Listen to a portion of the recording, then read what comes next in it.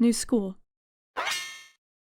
Bluebird is going back to her old school for 8th grade, and I'm coming with. It's so much better here. No bars in the windows, nice teachers, no bomb threats, and they even have grass. To say my last school sucked would be an understatement. But I left everyone behind. My lunch family, the classmates I grew up with since elementary school. Now, Bluebird is the only person I know. And we didn't have any classes together. She convinced me to leave, only to see her on the bus ride. I had never felt more alone. So, I turned to my books. I started writing again. Seriously. I'd pour out all my feelings into poems and fantasy. Drawing pictures of swords through hearts, trees dripping with blood, and lakes of tears. I lived in an oversized bomber jacket. My favorite band was 3 Days Grace. The trickster was winning, and no one cared. Hey! It's okay, guys. You can both be emo. I'm not emo!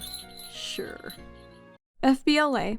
Blackbird, you're an incredible digital artist! I'd love for you to join our club for the Future Business Leaders of America. I entered competitions and attended meetings during school hours in order to participate. I actually won a big award and was invited to a week-long convention/ceremony. But the problem was, I had no money to go. That's okay. I got you a sponsorship. Wait, really? It was the best week of 8th grade. My old pal Ellie from elementary school was in the club, and we reconnected over the trip, having a blast playing Super Smash Bros. In the hotel room each night. It was surreal, going up on a stage in front of thousands of people and getting an award. I felt like I didn't earn it. But you did. You're an artist, Blackbird. This is the moment you realized it. Drawing, making characters, telling stories is what you were put on this earth to do. I'm an artist? Period.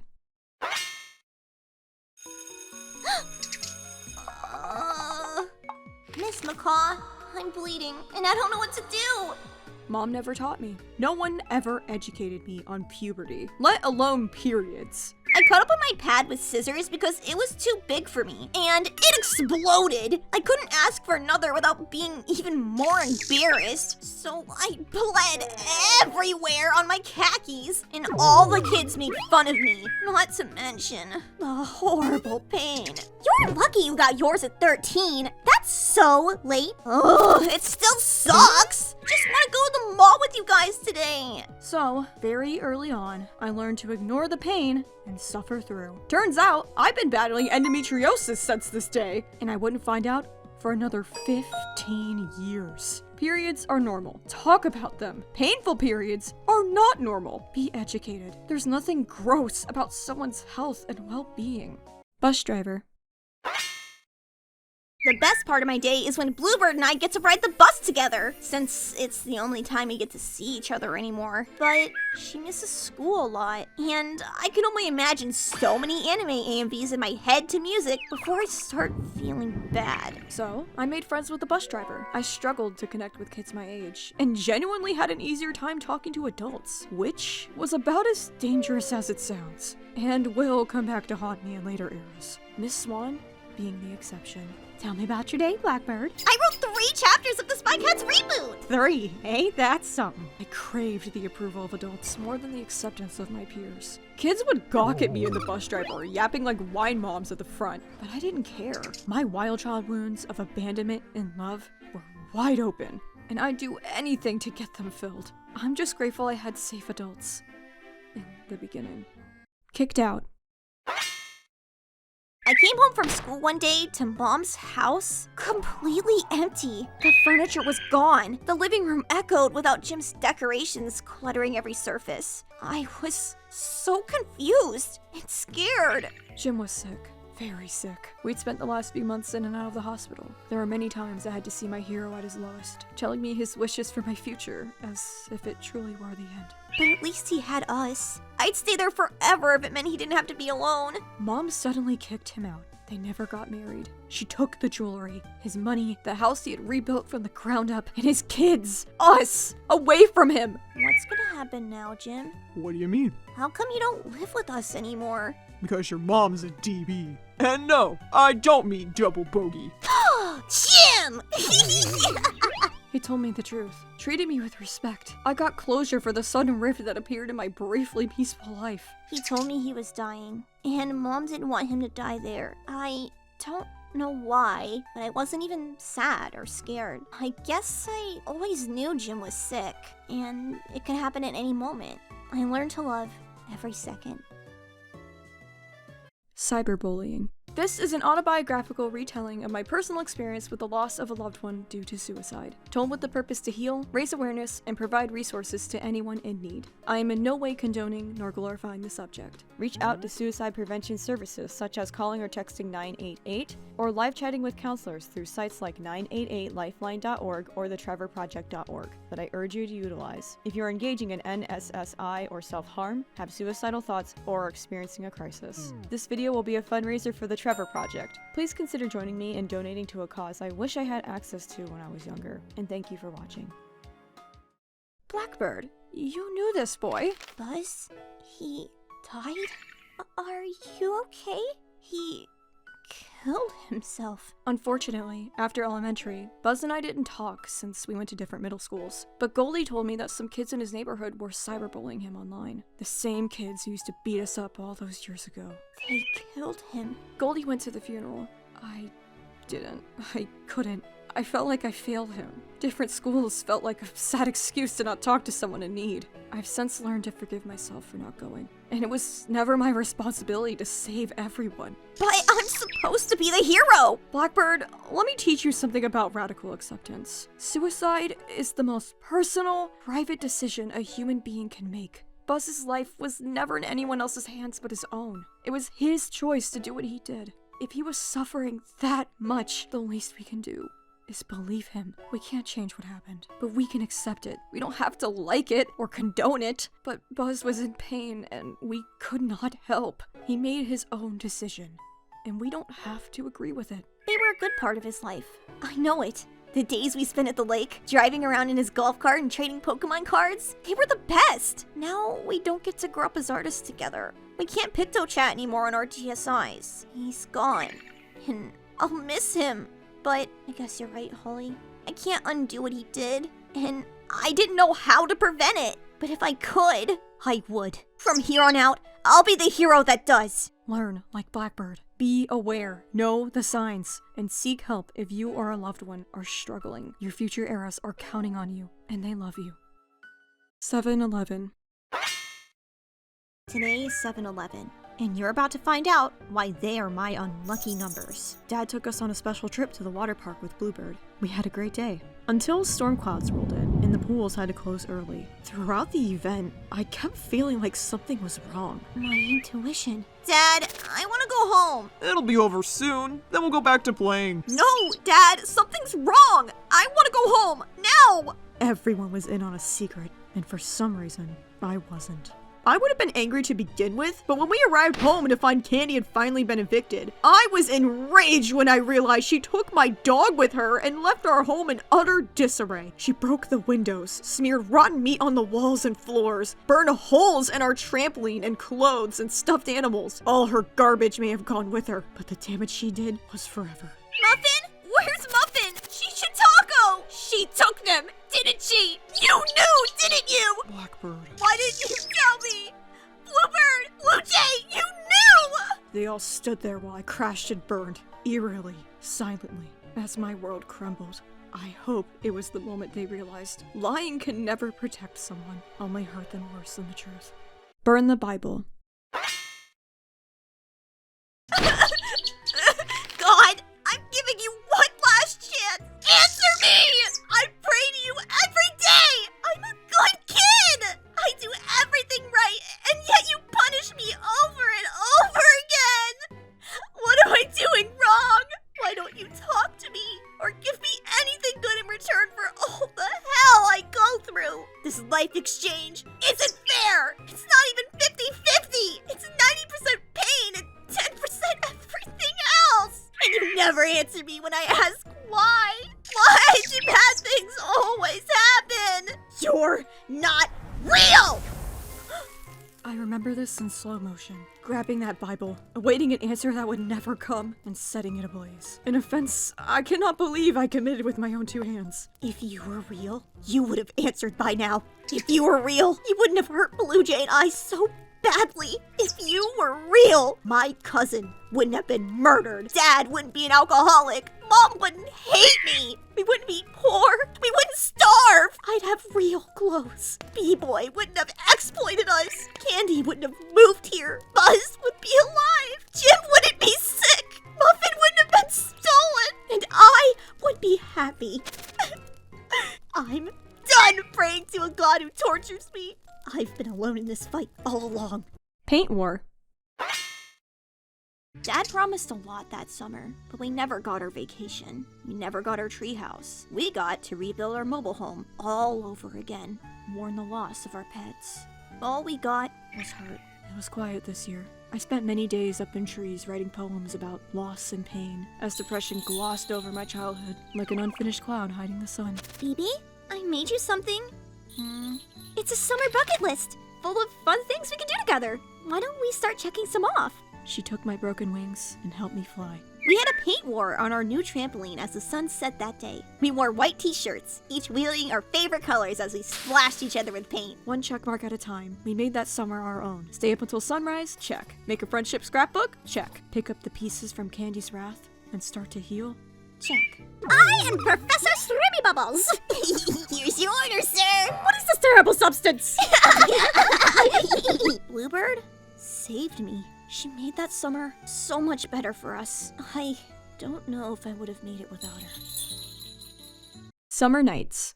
Next up on the official Summer 2011 bucket list, go to a theme park. How are we gonna afford to do that? Easy. Remember all that loose change we've been saving up in the pretzel jar? Oh yeah! Our summer fund! Dad always collected coins for us to use to do fun things with. Can we really go to Busch Gardens? Check. We made the most of those seasonal passes. The park had extended hours called Summer Nights, where Bluebird and I would ride roller coasters in the dark. Not only that, but we get to watch the fireworks show too. There was something different about them lately. Like, they weren't scary anymore. Not when I was with the people I loved most. Blackbird overcame a fear of wild childs, something I don't see often in my past. There was not much room for healing when you're still actively being wounded, but the fact it was possible, even then, gives me more hope than ever for myself now. Shh! You're ruining the moment! Oh, sorry! It's not like it's our life story or anything! The Zipper.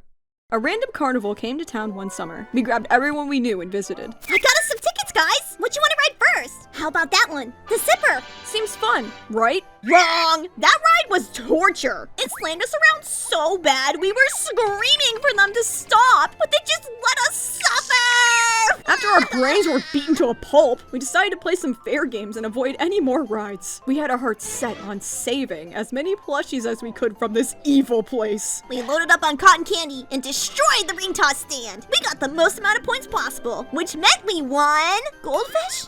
Sir, we can't take these. My mom's gonna kill me. Blackbird, I'm going to kill you! I didn't mean to win fish. I wanted to rescue the stuffies. How much cotton candy did we eat? How many games did we play? Bluebird and I rode a Ferris wheel. I remember that much. But the whole night was a blur after the overstimulation kicked in. The cursed carnival came and went, never to be seen again. Thank God! I don't think Jim's fish tank can take any more fishies. Anime. We have a new obsession. Soul Eater! It's an anime. Bluebird, Blue Jay, and I all made cosplays of our favorite characters. Mine is Death the Kid. We bounced around that trampoline with our life-sized weapons as if it wasn't the most dangerous thing on Earth. Blue Jay only got hit a few times, Holly. Y'all were crazy. Yeah, crazy about anime. We watched the finale of the show all huddled up in blankets and sobbed into each other's arms for how beautiful and amazing it was. This is where it all started. The black socks we cut to make fingerless gloves, the passion for superheroes and anime protagonists alike, braiding my hair to match my Soul Eater OC. Blackbird's entire being came into fruition. Running through the yard, almost flying. In the foggy, humid night, I found myself in characters, in stories, in animation, in roleplay. I don't know where I would be without its brightness and the everlasting dark. Death.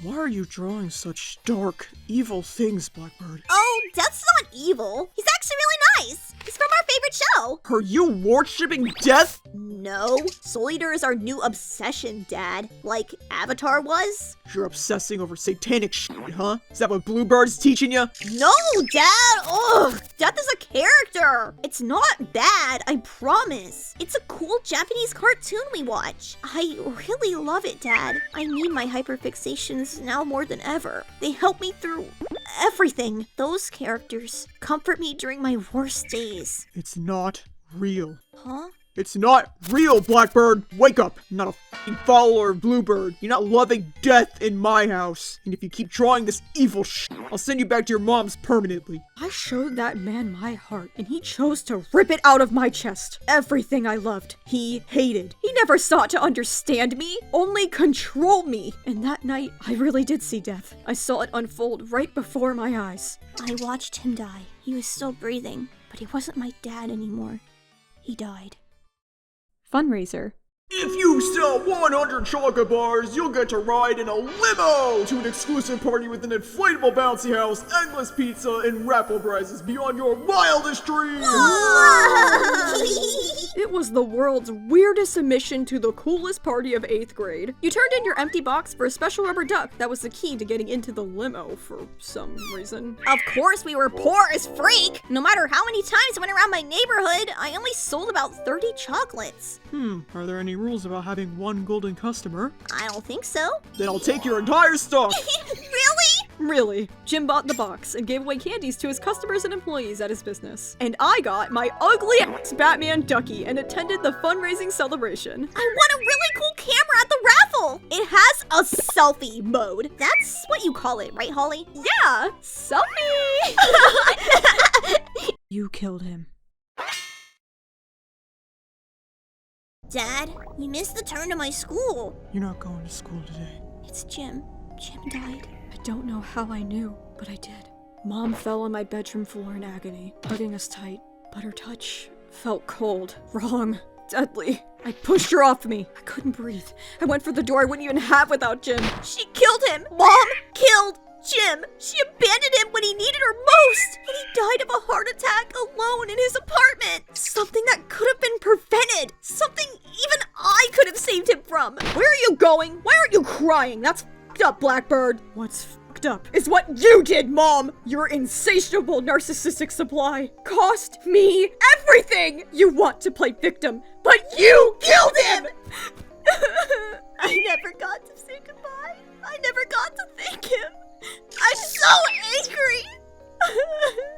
I'm so angry!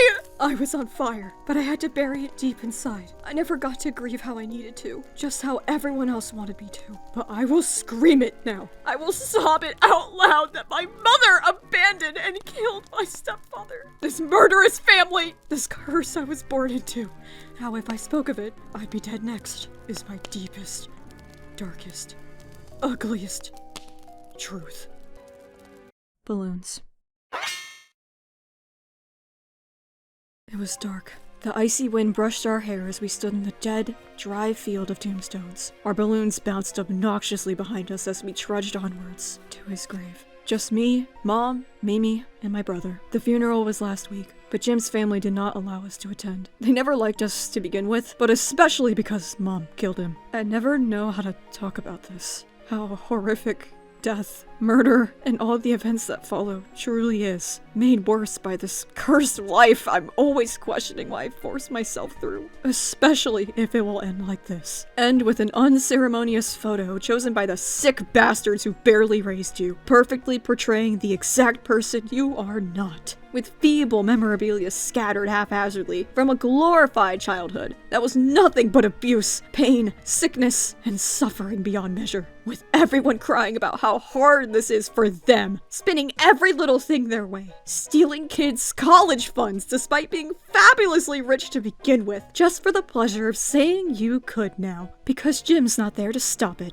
I never thought I'd have to witness my heroes die so many times before my young eyes, but I did. And every time I was forced to write poetry, throw balloons in the air, and cry, I saw myself in them. I saw my last era buried there. And how anyone who knew me would make fools of themselves the moment I wasn't there to protect everyone and myself. How even though it would be the end of me, it would be the start of a brand new way for others to use me. Once you are a victim, you are a victim forever. Cursed to be abused even when they've killed you. If they murder your body, they'll feast on your memories and taint them with lies. They are sick. They are cruel. They are evil. Jim fucking hated balloons.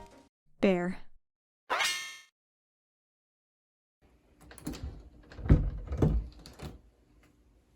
He's gone. It's quiet now.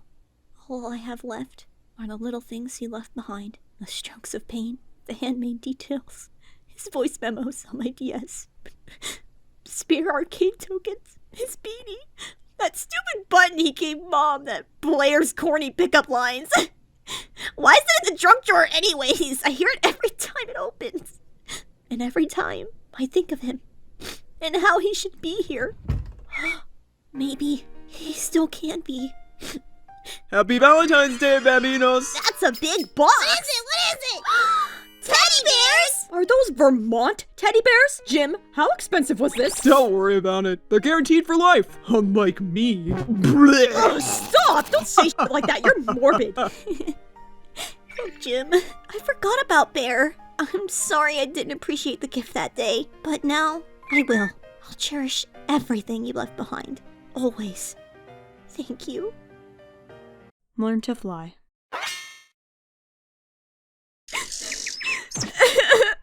I don't know what's worse, having everything or having nothing.